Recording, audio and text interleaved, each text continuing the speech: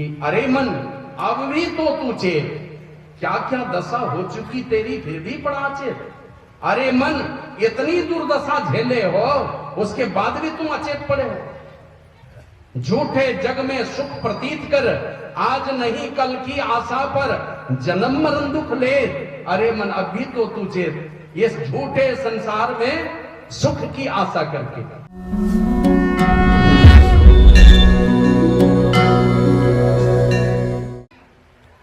जिसको खर मास, मल मास, अधिक मास, और जिनको है निगाह से लोग देखते थे, जिस महीने में सांसारिक कोई भी शुभ कर्म नहीं किया जाता, लेकिन भगवान की शरण में गए, भगवान विष्णु की शरण में, तो उन्होंने अपना ही नाम इनको दे दिया और का संसार का कोई काम तो नहीं कर सकेगा, लेकिन अपने उद्धार का जो भी काम है, मुक्ति का काम है, चाहे वो सत्संग है, ध्यान है, तप है, तीर्थ है या भागवत है, कुछ भी है, वो सारे काम कर सकेंगे। उसके लिए सबसे पवित्र समय माना गया इसको। लेकिन उसी से संबंधित एक और पौराणिक कथा है। आप लोग जानते हैं, हिरण्यकश्यपु ने तपस्या करके भगवान से वरदान मांग लिया, ना मैं दिन में मरूंगा ना रात में, सब लोग जानते हैं, ना सुबह में ना शाम में, ना दिन में ना रात में, ना अस्त्र से ना शस्त्र से, ना नर और किसी पशु आदि से नहीं मरूंगा, इस प्रकार का ले लिया। और इन 12 महीने में से किसी महीने में नहीं मरूंगा, ये भी वरदान ले लिया। 12 महीने में से, ये 12 महीने से किसी महीने में नहीं मरूंगा, ये भी वरदान ले लिया। आप लोग जानते हैं नरसिंह भगवान आए थे ना, इसी वाले महीने में आए थे, अधिक मास में, जिसको पुरुषोत्तम मास कहते हैं। इसी मास में नर और सिंह दोनों का मिश्रित रूप आया था और भक्त प्रहलाद के भक्ति की रक्षा करते हुए, और आपने जाना कि हिरण्यकश्यप का उन्होंने वध किया और दुनिया में प्रहलाद की भक्ति की महानता का गुणगान उस समय से होने लगा। मूल में जो बातें हैं कि जिसने वरदान प्राप्त किया कि मैं 12 महीने में से किसी महीने में नहीं मरूंगा, लेकिन मौत ने उसका पीछा नहीं छोड़ा। हमारे गुरु महाराज कहते थे, माघ भूखा बाघ काल के मुख पड़ो है बावरे, होश कर चेतो सवेरे बचो ध्यान के दावरे, काल मुख से निबु की भागो ध्यान के बल भाई रे, ऐसो अवसर खोई हो तो रोई हो पछताई रे।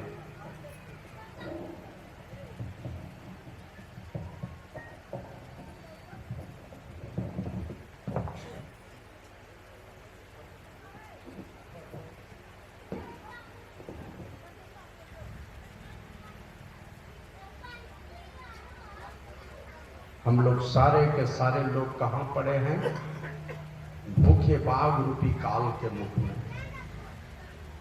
गुरु महाराज चेतावनी देकर के कहते हैं, जन लिपटोरे प्यारे जग परदेसवा, सुख कछु ई हुआ नाही, यह परदेसवा काल को भसवा, जोरे आवे दुख पाई, सुधि करो प्यारे हो आपन देश के, जहुआ कलेश कछु नाही। ए लोगों, इस संसार में जनी लिपटो रे प्यारे, मत लिपटो इस संसार में। और हम लोग सारे संत समझा समझा करके गए कि संसार में मत लिपटो। जिस किसी ने भी संसार में लिपटा या संसार को गले लगाने की कोशिश की, शायद उसका नाम लेने वाला इस दुनिया में कोई नहीं रहा। मटिया मेट हो गए, नेस्तनाबूद हो गए, कोई चर्चा तक नहीं करते। जिसने जितना समेटा इस संसार को, जिसने जिसने भी समेटा, संसार ने नाम नहीं लिया और संसार से उल्टी दिशा में चले। संसार को सहारे के रूप में लिया और चले हमेशा संसार के उल्टी दिशा में, अर्थात परमात्मा की भक्ति की ओर। हम संसार के अनुरक्त नहीं हुए, परमात्मा के अनुरक्त हुए और उस दिशा में चले तो क्या हुआ? सारी दुनिया अनुकरण कर रही है। जिसने जिसने संसार को लात मारी, सारा संसार गजब मन बेरहमी से पेश आता है उनके साथ, जो उनके साथ चिपकता है।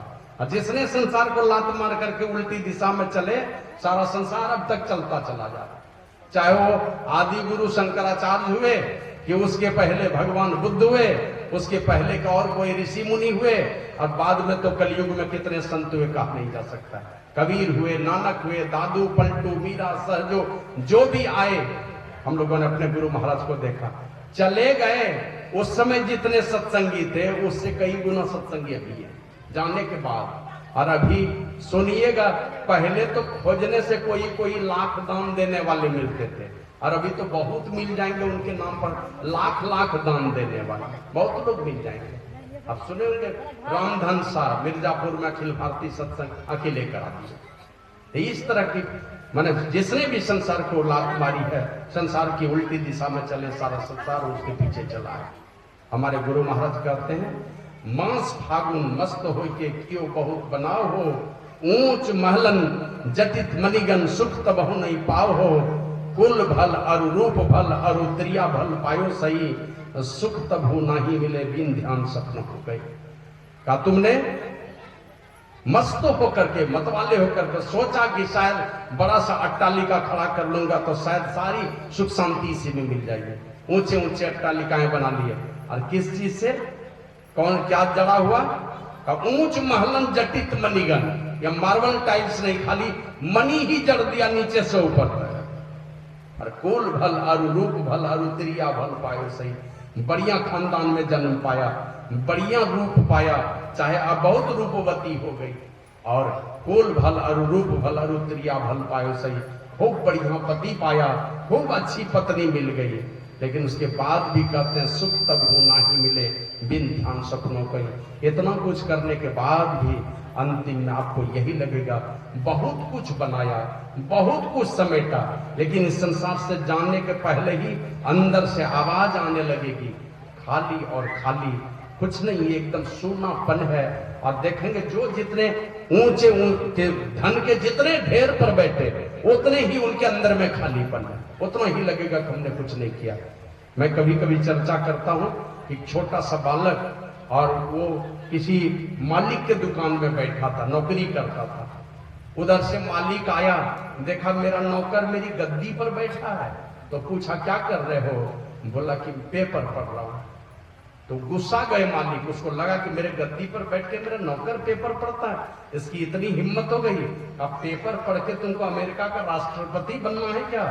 इतना कहना था कि पेपर उठा मालिक के मुंह पर मारा, फेंक दिया से सीधे मालिक की तरफ। मालिक भी समझ गया कि ये जवान लड़का गुस्सा गया है, जाने लगा तब पूछता है कि कहाँ जा रहे हो? कहा जा रहा हूं अमेरिका का राष्ट्रपति बनने के लिए। और निकल गया पेपर फेंक करके, और बढ़े मन उस समय निर्णय नहीं ले सका। कोई विवेक देने वाला, कोई महापुरुष मिलते, कुछ समझाने वाले मिलते तो होशो हवास में काम लेता। देखते पूज्य बाबा एक मंत्र दिए, वो भी ये नहीं है ना, एकदम बचपन से एकदम क्या कहते हैं धैर्य से जो काम लेता, कभी भी वो उसकी नैया कहीं इधर उधर टकराएगी नहीं। संत महात्माओं के स्टीयरिंग को पकड़ा देते हैं तो उसकी जीवन नैया ठीक ठीक चलती है। तो कोई समझाने वाला नहीं हुआ, गुस्सा के चला गया और गया। ये आत्मकथा में लिखा है, उस लड़के ने, एक बहुत बड़े आदमी हुए तो वो वहां से निकला और पेपर बेचने का धंधा चुन लिया। कौन काम कर लूं जो कुछ बड़ा बन सकता हूं, तो पेपर बेचने का धंधा चुन लिया। अब पेपर बेच बेच करके, क्योंकि ये पार्ट टाइम जॉब है, थोड़ी देर कमाओ, ये थोड़ी देर मेहनत करो, कुछ कमा लोगे, तुरंत पैसे मिल जाएंगे। कुछ पेपर बेचता था, फिर पढ़ाई करता था। और वही लड़का आगे जब ग्रेजुएशन की डिग्री मिली उसको, बीए पास कर गया, तो वही लड़का आगे चल करके अमेरिका का राष्ट्रपति बना था, जो अब्राहम लिंकन के नाम से प्रसिद्ध हुए थे, अमेरिका के राष्ट्रपति बने थे। लेकिन आप लोग ये भी जानते हैं कि उसको बदमाश ने गोली मार दी, मर गया वो, गोली मारने से मरा। राष्ट्रपति के पद पर गए हैं लेकिन मौत हुई है, बदमाश ने उसको गोली मार दी। तो उन्होंने अपनी आत्मकथा में लिखा कि मुझसे बहुत बड़ी गलती हो गई। जिस समय वो मालिक ने डांटा था, डांट लगाई थी, कोई अच्छे महापुरुष अगर मिल जाते, कोई समझाने वाले, तो शायद अगर ईसा मसीह की शरण में चला जाता तो मैं ईसा ही बन जाता, उसी पद को प्राप्त कर लेता। नहीं बनता तो कम से कम ईसा का भक्त होकर के मरता, तो ये अधोगति हमारी नहीं होती। निर्णय हो गया, गलती हो गई चुनने में, उसी प्रकार आए हैं सब लोग, जाना है एक दिन, ऊंचे से ऊंचे पद पर जाकर के बैठते हैं, लेकिन बाद में एक दिन लगेगा कि दुनिया से हम खाली हाथ जा रहे हैं। बाबा कबीर कहते हैं, कहे कबीर अंत की बारी, हाथ झाड़ी जो चला जुआरी। अंतिम समय में संसार के बहुत सारे संपदा को समेटेंगे, लेकिन आप जानते हैं कि ये जो भी संपदा समेटेंगे, ये कोई भी संपदा उस देश में चलने वाली नहीं है। कौन? हम लोग इसी देश से दूसरे देश में जाते हैं, यहाँ का रुपया चलता है दूसरे देश में क्या? अरे यहाँ का रुपया बदल करके हम लोग डॉलर ले लेते हैं या कुछ और ले लेते हैं, यूरो ले लेते हैं, डॉलर ले लेते हैं, कुछ भी लेते हैं, वो चलता है दूसरे देश में। यहाँ वाला रुपया वहां नहीं चलता। उसी प्रकार इस संसार में जो भी धन दौलत बटोर रहे हैं, ये धन दौलत आप उस देश में नहीं, वो उस देश में नहीं चलने वाला जिस देश में जाएंगे इस शरीर को छोड़ करके। बाबा कबीर कहते हैं, कबीर सो धन संचिए, जो आगे की हो लादे इस पे गांठरी यात्रा देखा कोई। ये संसार के धन दौलत का गट्ठर बांध करके कोई संसार से गया है? आज तक कोई नमूना नहीं मिला, ऐसा कोई नहीं गए है। तो उसी के लिए हमारे गुरु महाराज कहते हैं, आए हो इस संसार में, जो कोई भी आया है इस संसार में, इसी को पूज्य बाबा साहिब स्वामी जी महाराज कहते हैं कि अरे मन अब भी तो तू चेत, क्या क्या दशा हो चुकी तेरी फिर भी पड़ा चेत। अरे मन इतनी दुर्दशा झेले हो, उसके बाद भी तुम अचेत पड़े हो। झूठे जग में सुख प्रतीत कर, आज नहीं कल की आशा पर जन्म मरण दुख ले।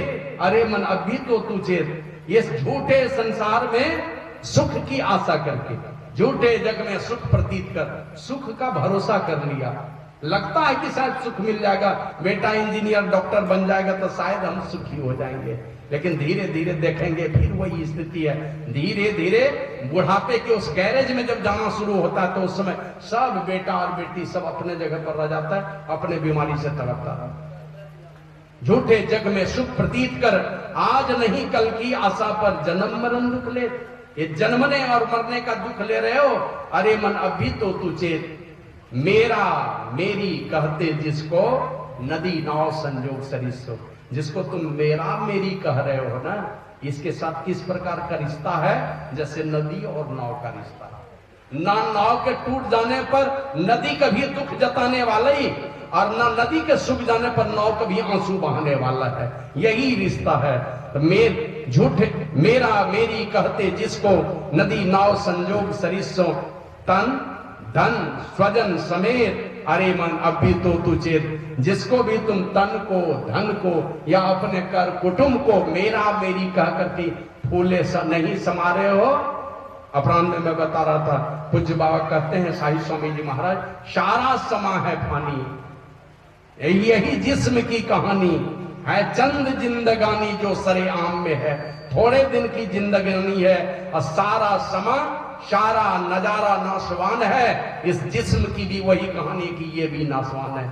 इसलिए कहते हैं धोखे में तुम पड़े हो, जो रेग में मिरग हो और किस्मत को खो रहे हो, ऐसा यकीन में है। बाबा साहिब स्वामी जी महाराज कहते हैं, मेरे विश्वास में तो यही है कि तुम धोखे में पड़े हो।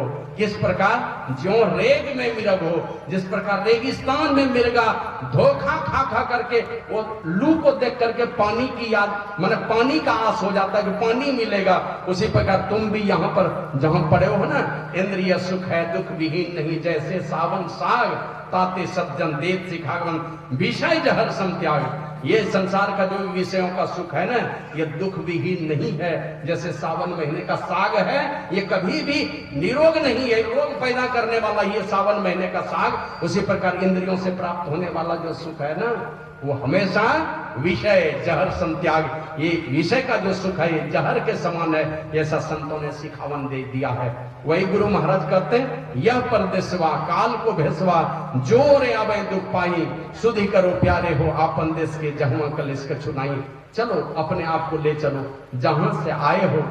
तुलसीदास जी महाराज ने लिखा है ना, ये तुलसीदास जी महाराज की वाणी में आया है, जब ते जीव जब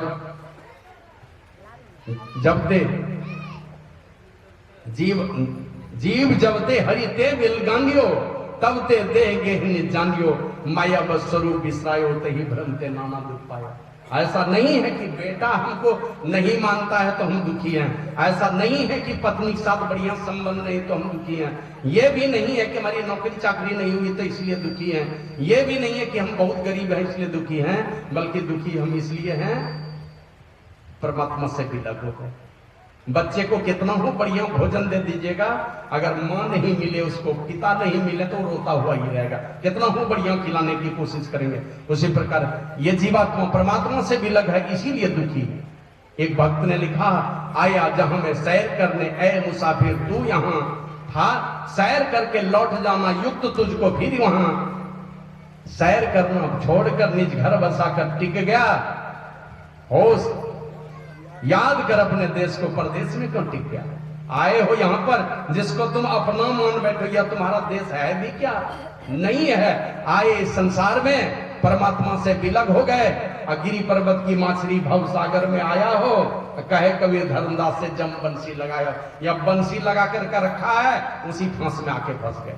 जैसे सागर में बड़ा जाल डाल देता है, बड़ी बड़ी मछलियां फंसती है, और वो देखें क्या करेगी, बड़ी बड़ी मछलियां छोटी छोटी मछलियों को टपाटप निकलती जाएगी, और उसको पता नहीं कि हम भी जमराज के पेट में जाने वाले, मतलब सब यहाँ नीचे में आदमी ही जमराज बन करके बैठा है। और वही जो होशियार मछली होती है जाल को फाड़ के निकल जाती है, दूसरे मछली को निगलने के चक्कर में नहीं रहती। आप हमारे झारखंड में कभी भगैया की तरफ गए होंगे, ये मिर्जा चौकी होकर के जाना पड़ता, अगर कभी गए होंगे, ऐसे भागलपुर है सिल्क सिटी, लेकिन अधिकांश सिल्क यही भगैया से ही सप्लाई होता है। तो वहां जाएंगे, बोरा का बोरा कोकून डाल देता है एक ही बार भट्टी में, खौलते हुए पानी में डाल देता है, और उसमें सारे रेशम के कीड़े रहते हैं अंदर, डाल दिया, सब जिंदा है, उसी खौलते हुए पानी में डाल देता, सब मर जाता है। लेकिन वही जो कोकून में जो कीड़ा है ना रेशम का, जो होशियार रहता है, अंडी के पेड़ पर क्या कहते, वो सहतूत के पेड़ पर, उसी पर पाला जाता है रेशम का कीड़ा।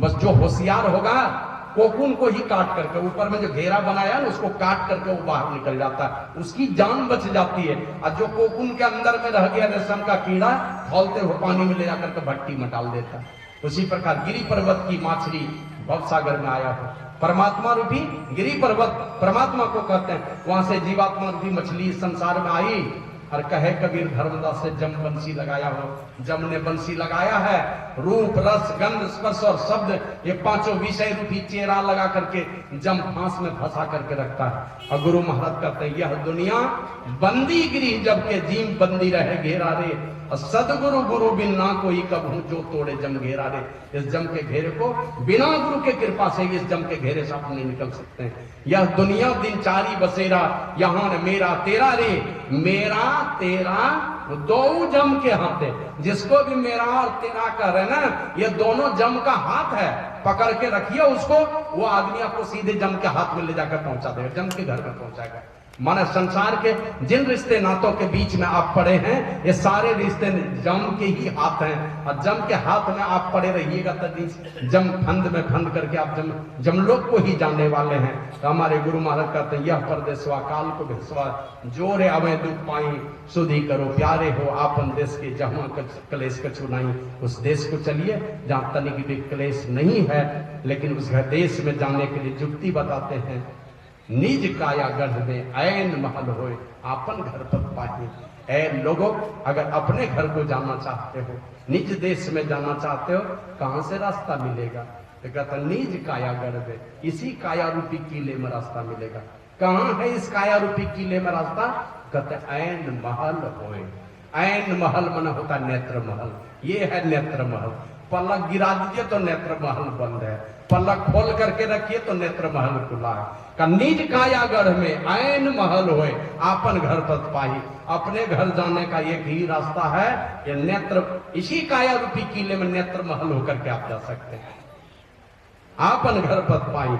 आज कैसे जाएंगे? कहते चलू चलू यही पथ, इसी रास्ते से चलिए। हाँकत दृष्टि रथ, मतलब दृष्टि रूपी रथ पर सवार होकर के चलिए, हाँकते चलिए दृष्टि रूपी रथ पर सवार होकर के, मतलब दृष्टि साधन की क्रिया करके ही आप जा सकते हैं। हाँकत दृष्टि रथ धनी सदगुरु बतलाइए। इस विद्या के जो धनी संत सदगुरु हैं, इसी के विषय में गुरु महाराज लिखते हैं, खोज करो अंतर उजियारी, दृष्टिवान को ही देखा है। जैसे गाड़ी वाले को गाड़ीवान कहते हैं, है ना, बल जिनके पास बलवान कहते हैं, तो उसी प्रकार जिसके पास ये दृष्टि है, ये शक्ति है, ऐसे संत सदगुरु के पास ये शक्ति है, इस पूंजी के धनी है वो संत सदगुरु। ये सदगुरु इस प्रकार की भेद बतलाते हैं। धनी सदगुरु बतलाई, जो नहीं समझो सदगुरु पद गहो। नहीं समझते इन सारी बातों को तो चलो संत सदगुरु के दरबार में टहलू कर लो उनकी, क्योंकि बिना उनकी टहलू किए आपका कोई उपाय नहीं है। आज जाइए, कल जाइए, परसों जाइए, ये परमात्मा की ये व्यवस्था है। जब तक उनके चरण शरण में नहीं रहेंगे, जब तक उनका चरण नहीं दबाएंगे, जब तक उनके आदेश का पालन नहीं करेंगे, आप इसी संसार में डूबते और इतराते रहेंगे। इसलिए रामचरितमानस में लिखा तुलसीदास जी महाराज ने, बिनु गुरु भव निधि तरह न कोई, जो बिरंची शंकर सम होई। का तुम ये साधारण 2-4 बच्चे की बात हो ये तो छोड़ दो, अब ब्रह्मा जैसी सामर्थ्य तुम्हारे अंदर में आए ना। का 4 बेटा पैदा किया, चारों बाबा जी बन गया, तो दूसरा फिर पैदा करने लगा, पूरा संसार बसा दिया ब्रह्मा जी ने। का उतनी भी शक्ति तुम्हारे पास हो जाए। अब 2-4 को गोली मारते हो, मर्डर करते, ये तो बात छोड़ दो। शंकर भगवान की तरह इतनी ताकत हो जाए कि तीसरी दृष्टि खोल लो, सारे संसार को जला के भस्म कर दो। उतनी भी अगर सामर्थ्य तुम्हारे अंदर में आ जाए, शंकर भगवान की तरह संसार को जलाने का सामर्थ्य भी आ जाए, तो भी बिना गुरु की कृपा पाए, मतलब बिना गुरु भवनी देता रहने कोई, तुम्हें संसार सागर से पार नहीं हो सकते। इसलिए गुरु के चरण शरण में रह करके हमारे गुरु महाराज खुद भी दिखाते थे लोगों को, देखो मैं भी इतना बर्तन साफ किया हमने गुरु महाराज जी का, मेरे हाथ में ठेले पड़ गए थे। और खाली वो ही नहीं किया, गुरु जी के चरण शरण में गए, जब उनसे विद्या दान मिला, दीक्षा दान उनसे मिला है बाबा देवी साहब से, तब जो आगे की यात्रा हुई। एक दिन पूज्य कुलदीप बाबा बता रहे थे कि एक दिन गुरु महाराज कहते, कुलदीप चलो आज तुमको दिखाते मैं कहां पर ध्यान करता था। लेके गए तो अंदर गुफा में जब गए है ना, तो काकी कुलदीप दास जरा मेरे यहाँ पर चुत्तड़ में हाथ लगा। तो इस तरह हाथ लगाए तो गुरु महाराज पूछते हैं कि कुछ दिखलाई पड़ता है?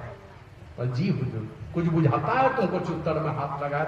बोला जी हुजूर बुझाता है। क्या बुझाता है? हुजूर चुत्तड़ में ठेले पड़े हुए। और जानते हो कैसे पड़ा है? बस बैठ करके ठेले पड़ गए। किस्सा कहानी सुनने से एक प्रेरणा आती है, कुछ करने का जज्बा पैदा होता है, जोश पैदा होता है। लेकिन खाली कितना देर तक ये जोश रहेगा? उस जोश को क्रिया रूप दीजिए, कार्य रूप दीजिए, और बैठिए एकांत में चल करके। जो नहीं समझो सदगुरु पद गहो, परगट सदगुरु आई। बाबा देवी साहब परगट सदगुरु में ही जा पद बली जाए। बैठिए उनकी चरण शरण में जाकर के, और क्या कहते हैं सुनिए, खाली सुन करके गुनिए और उसको अपने जीवन में उतारिए। अपने जीवन में उतार करके हमारे गुरु महाराज एकदम जाते जाते क्या कह करके गए? यही सुकृत कर ले, नाम सुमिर ले, को जाने कल की जगत में खबर नहीं पल की। कीजिए बहुत कीर्ति का काम है, बड़ा बड़ा काम है, नाम होगा दुनिया में, लेकिन आपका कल्याण कब होगा? जैसे द्वार पर ला करके हम मोटरसाइकिल बांट दो कि स्कूटी बांट दो कि और सारी परिसंपत्ति बांट दो, जो बांटना है बांट दो, इससे नाम होगा दुनिया में, लेकिन कल्याण आपका नहीं होगा। कल्याण तो होगा जब तक संत सदगुरु के चरण शरण में बैठ करके जैसा जैसा वो बताएंगे साधन करने के लिए बैठना पड़ेगा। बिना बैठे घंटों घंटों घंटों घंटों जब आप बैठेंगे, बैठ करके नियमित रूप से जो चीज बताए हैं आपके अंदर में प्यास होनी चाहिए, तड़प होनी चाहिए, और तड़प तड़प करके जब आप बैठेंगे, माने दुनिया की सारी चीजें बेकार लगने लगे। कभी कभी मैं चर्चा करता हूँ स्वामी राम तीर्थ के विषय में। 12 बजे रात में नींद खुलती थी तो कोयल की आवाज आती थी कानों में, जैसे आवाज आती थी तो स्वामी राम तीर्थ कहते, ऐ काली कोयल, तुमने ये मधुर ध्वनि, मधुर आवाज मेरे कृष्ण कन्हैया की ही चुराई है। कहाँ है वो कान्हा? अरे कोई तो पता बता दे, जाके कहो ना उस कान्हा को, आकर के देखे इस राम को, इनके आंखों में कितने आंसू हैं, इनके आंखों में कितने पानी है। काले काले बादल को देखते देखते, ऐ काली बादल, ये कालीमा तूने मेरे कृष्ण कन्हैया की ही चुराई है, तुमको कुछ तो पता होगा उनका, कोई तो बता दो। और रात में बिलख बिलख करके रोते थे, फिर उसी तरह ध्यान में मग्न हो जाते थे, समाधि में चले जाते थे। इस प्रकार की अवस्था, विरह के मारे बन बन डोलूं।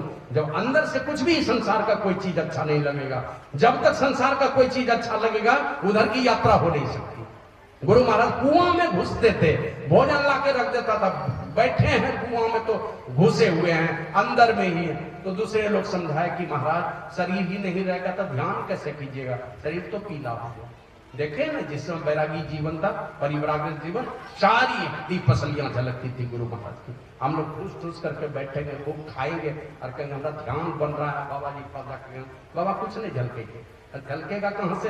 अंदर से प्यास और तड़प जब तक रहेगी नहीं, तो वो तड़प आपके अंदर में पैदा हो जाए, वो भूख पैदा हो जाए, प्यास पैदा हो जाए आपके अंदर में। इसके लिए उन्हीं गुरु के चरण शरण में रह करके आरजू मिन्नत कीजिए, आरजू मिन्नत करके जैसा जैसा वो कहे वो कीजिए, और नहीं कुछ हो तो फिर उन्हीं से प्रार्थना कीजिए, उन्हीं के सामने आंसू बहाइए। तो वो काम कि हम दृष्टि साधन का अभ्यास कर सके, इसके लिए आवश्यक है हमारी सूरत शुद्ध होनी चाहिए। शुद्ध सूरत के लिए बहुत सारी क्या कहते हैं भक्ति के अंग तो हैं ही, लेकिन उसके साथ में उपांग है कि सारे विकारों से अपने आप को बचा कर रखें, पांचों पापों से अपने आप को बचा करके रखें, कहीं ऐसे जगह में नहीं ले जाए जहां जिससे मन हमारा असंतुलित हो जाए या मन में कोई विचलन पैदा हो जाए, मन में क्या कहते हैं मन में उल्टा उल्टा वेग कहीं पैदा न हो जाए। उन सारे परिस्थितियों से अपने बचा करके गुरु प्रदत्त मंत्र का दृढ़ता के साथ जप करें।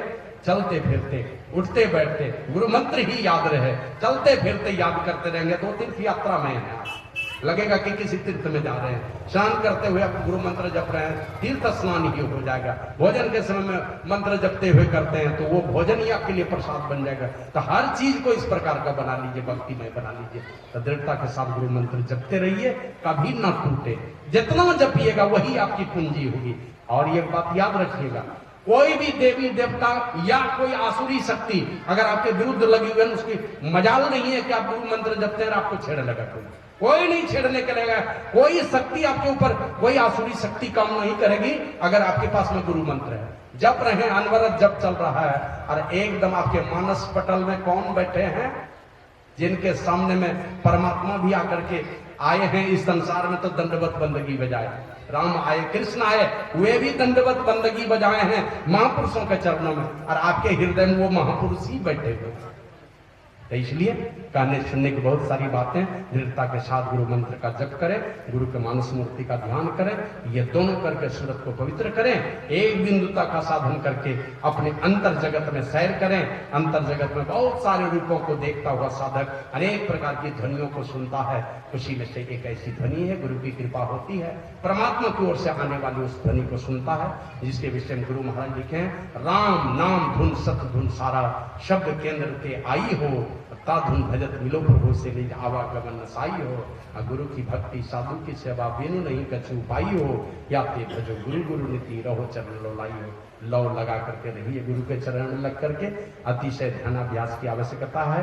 लौ लगा कर ध्यान कीजिए, दृढ़ता से सदाचार का पालन कीजिए। जवान लोग एकदम ईमानदारी के साथ ब्रह्मचर्य व्रत का पालन कीजिए। दुनिया में कोई असंभव काम ऐसा नहीं है जो आप ना संभव बना सके। पढ़ने लिखने वाले बच्चों के लिए मैं यही कहूंगा, आपने देखा होगा एक लड़का का देखा हमने, दोनों पैर कटे हुए हैं, नाम है सूरज तिवारी, IAS रैंक मिला, दोनों पैर कटे हुए हैं, वो बना IAS। एक लड़की अभी दिव्या तंवर मध्य प्रदेश की बेटी है, और जानते हैं 21 वर्ष में IAS, 21 वर्ष में IPS बनी, 23 वर्ष में IAS बनी, इस बार फर्स्ट अटेम्प्ट में बन गई। तो इसलिए आवश्यकता है जब तक बच्चे ब्रह्मचर्य का पालन नहीं करें, एकदम मन मस्तिष्क को एकदम पवित्रता से भर करके रखें। कोई भी बुरी चीजें मस्तिष्क में अगर घुसी तो आप ऊंची मंजिल को नहीं प्राप्त कर सकते हैं। तो अपने ब्रह्मचर्य की रक्षा कीजिए ना, आपके शरीर में जो रज और वीर है इसको एकदम ईमानदारी के साथ एकदम जोगवारी करके रखना है। एक बूंद भी अगर स्खलित होता है तो आपकी शक्ति का ह्रास हो जाएगा। बचा करके रखिए, जैसे भी बचे, चाहे भूखा प्यासा जैसे रहना पड़े उस प्रकार से रखिए। आपके ब्रह्मचर्य की रक्षा होनी चाहिए। ब्रह्मचर्य की रक्षा करेंगे तो दुनिया में कोई काम ऐसा नहीं है, कोई मंजिल ऐसी नहीं है जिस मंजिल को आप नहीं पा सकेंगे। पवित्र ढंग से रहिए। माँ बाप का नाम, दुनिया में माता पिता आपके कृत्य को सुन करके गदगद हो जाएं, कभी माता पिता का आंखों में आंसू मत आने दीजिए। ऐसा कोई काम मत कीजिए कि माँ का दूध लजा जाए और बाप की पगड़ी नीचे हो जाए, ऐसा कोई काम मत कीजिए। बल्कि ऐसा काम करके जाइए आपके नाम से आपके माँ बाप को आपके माँ बाप की पहचान हो जाए। माँ बाप के पहचान पर आपकी पहचान नहीं हो, आपके नाम पर आपके माता पिता की पहचान हो जाए, कुछ ऐसा करके जाइए। तो उसके लिए संसार में बड़ा बड़ा काम कीजिए और एकांत में ध्यान का साधन कीजिए। और ये ध्यान का साधन साधन बिना सदाचार के पालन से नहीं होने वाला। इन सारी चीजों को अपने जीवन में उतारिए, सबका भला हो। बोलिए श्री सद्गुरु महाराज की जय।